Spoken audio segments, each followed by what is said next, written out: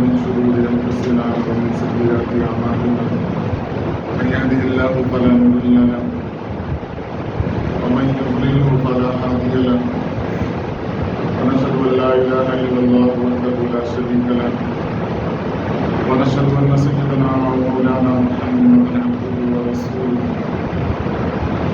صلى الله تعالى عليه وعلى آله وأصحابه أجمعين أما بعد قال الله تبارك وتعالى في كلامه المجيد أعوذ بالله من الشيطان الرجيم بسم الله الرحمن الرحيم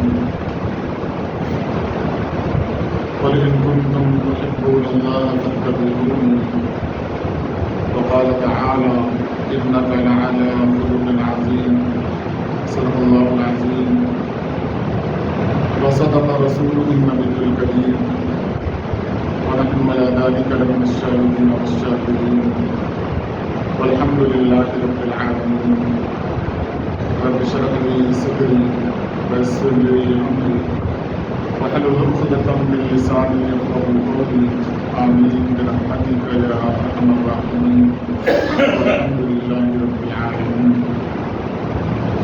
حضرات سامعین، اللہ جل شانہ کا لاکھ شکر و احسان کہ اللہ جل شانہ نے میں ایمان کی دولت سے نوازا اور جناب رسول کریم صلی اللہ علیہ وسلم کی امت کے اندر پیدا فرمایا اور نبی کریم صلی اللہ علیہ وسلم کا لاکھ شکر و احسان کہ آپ صلی اللہ علیہ وسلم نے دین کی باتوں کو پہنچایا۔ اللہ تبارک و تعالی نے حضرت آدم علیہ نبینا علیہ السلام سے لے کر سیدنا محمد رسول اللہ صلی اللہ علیہ وسلم تک جتنے بھی انبیاء کرام علیہ السلام کو اس دنیا کے اندر مبعوث فرمایا، ان میں جو تعلیمات ایک جیسی تھی، یکساں اور برابر تھی، ان تعلیمات میں سب سے پہلی چیز اللہ جل شانہ کی وحدانیت ہے، لا الہ الا اللہ، اور دوسری چیز جس نبی کو بھی اللہ تبارک و تعالیٰ نے بھیجا اس نبی سے اللہ تعالیٰ نے کہلوایا کہ میری بات مانو، مجھے رسول مانو، مجھے نبی تسلیم کرو، جو شریعت، جو کتاب، جو احکامات مجھے ملا ہے ان احکامات کے مطابق زندگی گزارنا۔ شادی، ختنہ کرانا، خوشبو لگانا، یہ انبیاء کرام علیہ السلام، تمام انبیاء کرام علیہ السلام کے وہ اخلاق ہیں، وہ عادتیں ہیں تو سب میں پائی جاتی تھی، سب کو اللہ تبارک و تعالیٰ نے یہ چیز عطا فرمائی تھی، اور اسی کا نام ہے اخلاق۔ ہم نبی کریم صلی اللہ علیہ وسلم کی سیرت طیبہ کا مطالعہ کرتے ہیں، پڑھتے ہیں، سنتے ہیں، آپ صلی اللہ علیہ وسلم کی زندگی کے بارے میں معلومات حاصل کر لیتے ہیں، محبت کا اظہار کرتے ہیں، عقیدت کا اظہار کرتے ہیں، لیکن جو چیز نبی کریم صلی اللہ علیہ وسلم نے کر کے دکھائی ہیں، دنیا کے اندر بڑھتا ہے، عمل کے شکل میں دنیا کے اندر جو چیزیں ظاہر ہوئی ہیں اس چیز کا تو ہمیں علم ہوتا ہے لیکن عمل بہت کم ہوتا ہے۔ کسی چیز کے بارے میں جان لینا آدمی کو معذور ہونے سے نکال دیتا ہے۔ اگر ہمیں کچھ معلوم نہ ہو اللہ تبارک و تعالیٰ کے سامنے ہم معذور ہوں گے، یہ عذر پیش کرتے ہیں اللہ تعالیٰ مجھے نہیں معلوم تھا، لیکن جس چیز کا علم ہو جائے اگر اس پر عمل نہ ہو پھر اللہ تبارک و تعالیٰ کے سامنے ہم معذور و مجبور نہیں ہو سکتے، اور جو شخص جان کر انجان بنے اس کی سزا انجان آدمی سے زیادہ ہوتی ہیں۔ اللہ کے نبی صلی اللہ علیہ وسلم تمام انبیاء کرام کے سردار، امام الانبیاء، خاتم الانبیاء ہیں۔ جو شریعت ہمیں ملی ہے وہ شریعت قیامت تک رہنے والی ہے، بلکہ ہم اس دنیا سے چلے جائیں گے تب بھی وہی شریعت ہمیں کام دے گی۔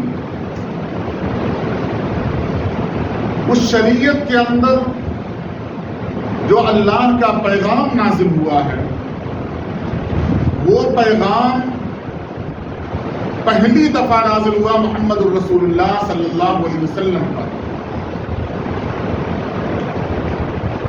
آپ نے اللہ تبارک و تعالیٰ کا پیغام جب پیش کیا ہے تو اپنی قوم کو بتایا کہ میں نے 40 سالہ زندگی گزاری ہے تمہارے درمیان،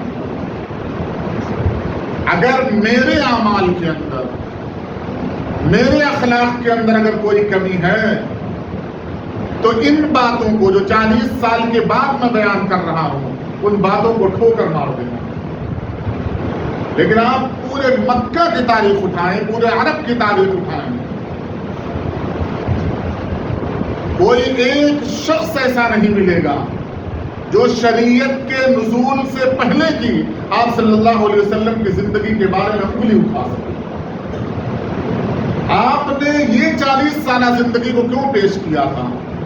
کیونکہ لوگ بتوں کی پوجا کیا کرتے تھے، دیوی دیوتاؤں کو مانا کرتے تھے، لات و حبل کو مانا کرتے تھے۔ وہ محمد صلی اللہ علیہ وسلم کے لائے ہوئے دین کو کیسے تسلیم کر لیتے؟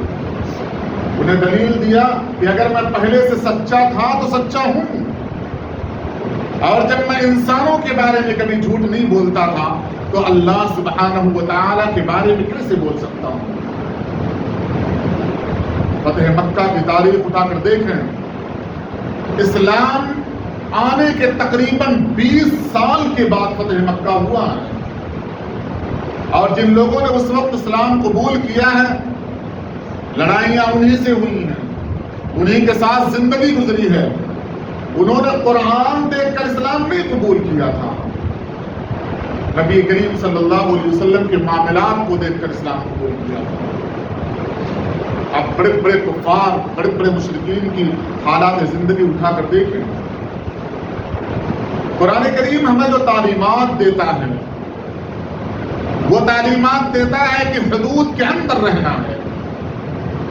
صحابہ کرام نبی کریم صلی اللہ علیہ وسلم سے کتنی محبت کرتے تھے، اس محبت کے لیے الفاظ نہیں ہیں کہ بیان کیا جا سکے۔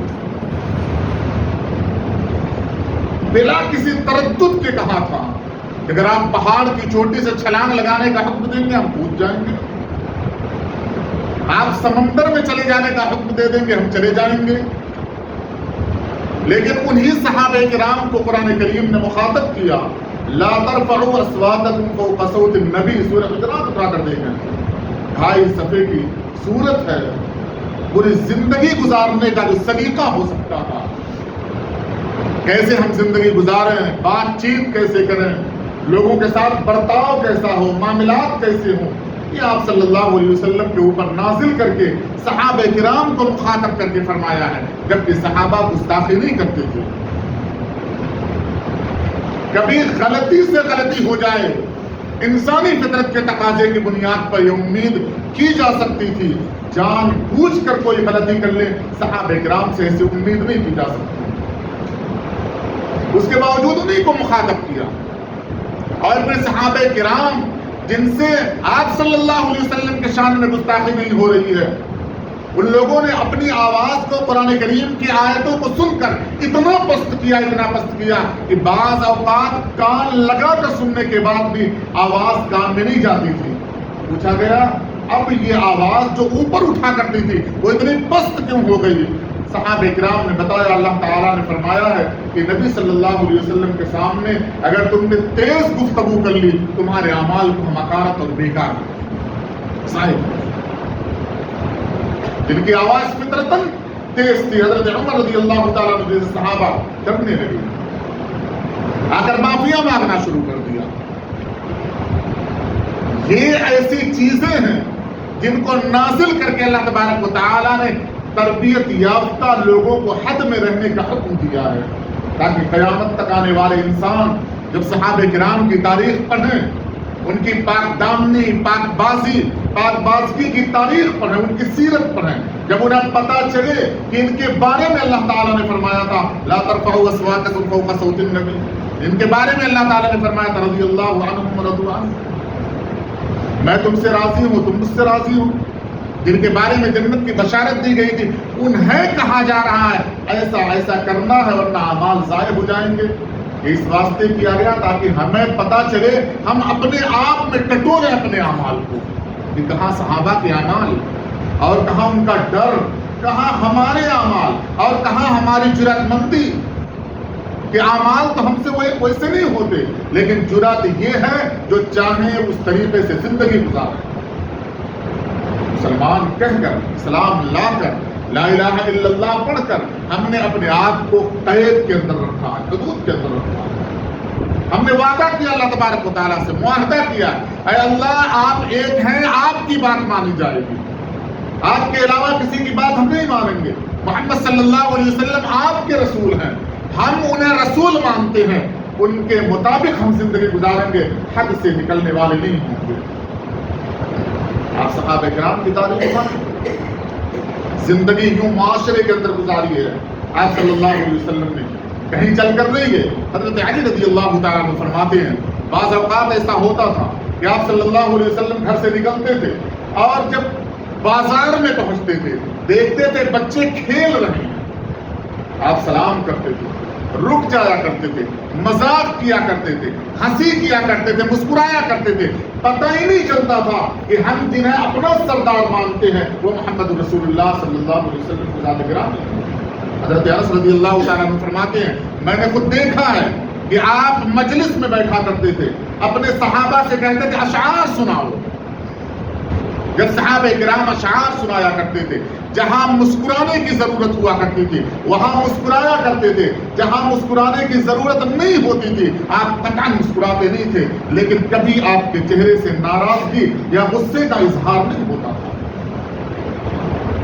یہ مزاج کی بات ہے، انہیں نبی کریم صلی اللہ علیہ وسلم کے ہم ماننے والے ہیں۔ حضرت انس رضی اللہ تعالیٰ عنہ فرماتے ہیں کبھی ایسا ہوا ہی نہیں، کبھی ایسا ہوا ہی نہیں کہ آپ بیٹھے ہوں، صحابہ کرام بیٹھے ہوں اور آپ نے اپنے پیر کو تراش کر لیا اور لمبا کر لیا، کبھی ایسا زندگی میں نہیں ہوا کہ آپ صلی اللہ علیہ وسلم کو بڑھاپے میں دبوچا نہیں تھا، کہ آپ بوڑھے نہیں ہوئے تھے، کہ آپ نے اپنے بڑھاپے کا اظہار نہیں کیا تھا، لیکن ایک طریقہ بتایا ہے، ایک سلیقہ بتایا ہے مجلس میں رہنے کا، بیٹھنے کا، کہ آپ کہیں رہیں تو مجلس کا اتنا خیال کریں کہ آپ اپنے بڑک پر کا اظہار کرنے لگیں گے۔ اسی بات سے اللہ تبارک و تعالیٰ نے منع کیا ہے۔ قرآن کریم آپ اٹھا کر دیکھیں، بعض روایتوں کے اندر آتا ہے 1.25 لاکھ سال تک ابلیس نے اللہ تبارک و تعالیٰ کی عبادت کی، 1.25 لاکھ سال اللہ تعالیٰ نے آدم علیہ السلام کو پیدا کیا، سجدہ کرنے کا حکم دیا، وَإِذْ قُلْنَا لِلْمَلَائِكَةِ اسْجُدُوا لِآدَمَ فَسَجَدُوا، تمام فرشتوں نے سجدہ کیا الا ابلیس انکار کر دیا۔ اللہ تبارک و تعالیٰ نے جب وجہ پوچھی تو کہا خَلَقْتَنِي مِن نَّارٍ وَخَلَقْتَهُ مِن طِينٍ، کہا مجھے اپنے آپ سے پیدا کیا ہے۔ یہ جو مجھے اور میں کا لفظ ہے یہ خود تکبرانہ لفظ ہے۔ ہماری بات ہوتی ہے کسی سے، کلام ہوتا ہے، بات چیت ہوتی ہے معاشرے کے اندر، تو میں یا آپ یا پورا معاشرہ کہتا میں کہہ رہا ہوں۔ حدیث بتاتی ہے، قرآن کریم کی آیت بتاتی ہے یہی لفظ تکبر کی علامت ہے۔ خلقتنی من نار کہا تھا، آپ نے مجھے پیدا کیا ہے آگ سے، جبکہ اسے پتا میں رب نہیں ہوں، میرے پاس وہ پاور اور طاقت نہیں ہے کہ میں خود پیدا ہو سکتا ہوں، لیکن چونکہ آگ کی صفت ہوتی ہے اوپر اٹھنا، اس واسطے اپنے اس صفت کی بنیاد پر کہا تھا اللہ سبحانہ و تعالیٰ سے آپ نے مجھے آگ سے پیدا کیا ہے، وَخَلَقْتَهُ مِن طِينٍ، اسے سجدہ کرنے کا حکم دیا، آپ نے اسے مٹی سے پیدا کیا، میں سجدہ کروں گا؟ اس کا علم، اس کی وہ پرہیزگاری، اللہ تبارک و تعالیٰ کا وہ قرب، فرشتوں کے استادی ہونے کا جو شرف حاصل ہوا تھا، عرش کرسی کا طواف کرنے کا جو شرف حاصل ہوا تھا، جنت کے اندر سجدہ کرنے کا جو شرف حاصل ہوا تھا، ایک تکبر کی صفت کی بنیاد پر اللہ تبارک و تعالیٰ نے اسے دھتکار دیا. کیوں؟ اللہ تبارک و تعالیٰ نے اپنی صفت بیان کی ہے، اللہ الصمد، میں بے نیاز ہوں، مجھے کسی کی عبادت، کسی کے تقوی، کسی کے ورع کی کوئی ضرورت نہیں. حضرت آدم علیہ السلام کے جو دو بیٹے قریب قریب پیدا ہوئے ہیں، جن کے نسل سے دنیا انسانی کو آباد کرنا تھا، اللہ تبارک و تعالیٰ کو ضرورت محسوس نہیں ہوئی. قتل کروا دیا، ایک دوسرے کو ختم کرا دیا. یہ اللہ تبارک و تعالیٰ کو کوئی پرواہ نہیں ہوگی. یہ سیدنا آدم کی اولاد ہیں، انہیں بچا لیا جائے گا. آپ صلی اللہ علیہ وسلم نے خود کہا تھا کہ قبر کے اندر جا کر قبر یہ نہیں پوچھے گی کہ اس کے نسب نامے کے اندر کوئی نبی تھا یا نبی نہیں تھا، اس سے اس کے اعمال کے بارے میں سوال کیا جائے گا. اگر اعمال اچھے ہوں گے، اگر اخلاق اچھے ہوں گے تو اس کے ساتھ اخلاق اور اعمال کی بنیاد پر فیصلہ کیا جائے گا. اس کے ساتھ وہ مروت والا جو معاملہ ہوگا حسن اخلاق کی بنیاد پر ہوگا، حسب نسب کی بنیاد پر، طاقت کی بنیاد پر، عہدے کی بنیاد پر، علم اور فضل کی بنیاد پر، بڑکپن کی بنیاد پر اللہ تبارک و تعالیٰ فیصلہ کرنے والے نہیں ہیں. دنیا کی آپ تعریف اٹھا کر دیکھیں. آپ صلی اللہ علیہ وسلم کے پاس ایک صحابی آئے، ابھی تک اسلام قبول نہیں کیا، حضرت زید، آگے کچھ نام ہے، قرضدار تھے آپ صلی اللہ علیہ وسلم. ابھی 3 دن باقی تھا قرض کی وصولی کی جو تاریخ متعین تھی، 3 دن باقی تھا. وہ خود روایت کرتے ہیں اسلام قبول کرنے کے بعد کہ آپ صلی اللہ علیہ وسلم نے جو چادر اوڑھی تھی اس کا جو کنارہ تھا وہ موٹا تھا. میں نے پیچھے سے تیز کھینچا آپ صلی اللہ علیہ وسلم کی چادر کو، اور میں نے دیکھا کہ اس کھینچنے کی وجہ سے آپ کے گلے پر نشان پڑ گیا. ابھی آپ صلی اللہ علیہ وسلم کو پتہ نہیں کس نے کھینچا ہے. حدیث کے اندر آتا ہے جب آپ صلی اللہ علیہ وسلم پلٹے تو مسکرا رہے. یہ اخلاق ہے. کسے تعلیم دیا؟ ہمیں آپ صلی اللہ علیہ وسلم نے تعلیم. اپنا کیا مزاج، اپنی کیا اوقات. آپ صلی اللہ علیہ وسلم مسکرا رہے تھے. اس نے کہا کہ میں نے دیکھا ہے عبد المطلب کی اولاد کے اندر وفا نہیں ہے، وہ وعدہ پورا نہیں کرتی. کس کو کوسا باپ دادا یعنی خاندان تک لے کر چلے آئے. آپ صلی اللہ علیہ وسلم کے اس کیفیت کو دیکھ کر یہاں پر نشان لگی ہوئی ہے، تکلیف ہو رہی ہے، اور یہ خاندان عبد المطلب کو برا بھلا کہہ رہا. حضرت عمر رضی اللہ تعالیٰ عنہ جوش کے اندر وہ آ گئے. آپ صلی اللہ علیہ وسلم نے روکا اور کہا عمر، ہم دونوں کا معاملہ تھا، مجھے اس بات کی امید نہیں تھی تم سے کہ تم اس شخص کو ڈانٹو گے، اس شخص کو برا بھلا کہو گے. مجھے اس بات کی امید تھی کہ تم مجھے نصیحت کرتے کہ محمد صلی اللہ علیہ وسلم آپ کو قرض ادا کر دینا چاہیے تھا، اور اسے آپ نصیحت کرتے کہ قرض کی وصولی کے لیے یہ سختی زیبا نہیں دیتی، نرمی کا معاملہ کرنا چاہیے تھا. تم نے تو اسے ڈانٹنا شروع کر دیا، اس کا تو میرے اوپر احسان تھا. اور پھر کہا ہے عمر، اس شخص کے قرض کو واپس کرو اور 20 اوقیہ زیادہ دینا. کیوں؟ کیونکہ تم نے اسے ڈانٹا ہے. اس ڈانٹ کا جو معاوضہ ہوتا ہے وہ ادا کرو. آپ صلی اللہ علیہ وسلم کے اس عمل کی بنیاد پر اس شخص نے اسلام قبول کیا. آپ دیکھ رہے کسی کی چادر کھینچ کر، کسی کا دامن کھینچ کر دیکھ لیں، میرا ہی کھینچ لیں، آپ میں سے باہر ہو جاؤں گا. یہ اخلاق ہمیں کہاں سے مل گیا؟ کیا ابلیس کی سنتان یا ابلیس کی نسل سے ہم ہیں؟ غصے کا آ جانا یہ فطری بات ہے کہ آپ صلی اللہ علیہ وسلم کو غصہ نہیں آتا. اگر غصہ نہ آتا تو اللہ تبارک و تعالیٰ نہیں کہتے. اگر آپ کو غصہ آتا، اگر آپ غصے کی کیفیت میں ہوتے تو یہ جو صحابہ آپ کے ارد گرد بیٹھے ہوئے کوئی نظر نہیں آتا. آپ ان سے محبت سے بات کرتے ہیں، اس واسطے پروانے کی طرح یہاں پر ہیں. غصے کو قابو کر لینا، غصے کو پی جانا، اسی بنیاد پر اللہ سبحانہ و تعالیٰ نے ہمارے مقام کو بلند کیا. آپ صلی اللہ علیہ وسلم کی پوری تعریف ادا کرتے ہیں. شہدائے احد کے قبروں پر گئے. آپ کے چچا حضرت حمزہ رضی اللہ تعالیٰ عنہ کی بھی قبر وہی تھی. آنکھوں سے آنسو جاری ہو گئے. فتح مکہ کے بعد وحشی رضی اللہ تعالیٰ عنہ نے اسلام قبول کیا. آپ صلی اللہ علیہ وسلم نے پورا واقعہ ان سے سنا. جبکہ حکم تھا وحشی جہاں ملے ان کو قتل کر دیا جائے گا، لیکن اسلام قبول کر لیا، آپ نے معاف کر دیا۔